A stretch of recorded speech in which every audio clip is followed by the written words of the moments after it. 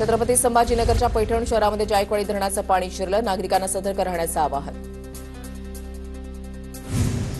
नांदेड जिल्ह्यामधल्या राहेगावला गोदावरी नदीच्या पाण्याचा वेढा बसलाय। गावामध्ये 1000 ते 1200 लोक अडकल्याची प्राथमिक माहिती, तर पुराच्या पाण्यामध्ये अडकलेल्या नागरिकांचे रेस्क्यू सुरू।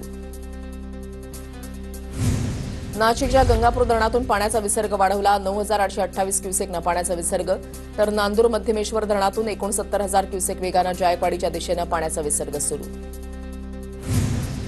धाराशिवच्या परंड्यामधल्या सीना कोळगाव धरणातून 85,000 क्युसेकनं पाण्याचा विसर्ग, तर खासापुरी आणि चांदणी धरणातून 32,000 क्युसेकनं पाण्याचा विसर्ग। दुधना, चांदणी, सीना नदीला महापूर आल्यानं परंडा तालुक्यामधल्या सर्व मार्ग वाहतुकीसाठी बंद।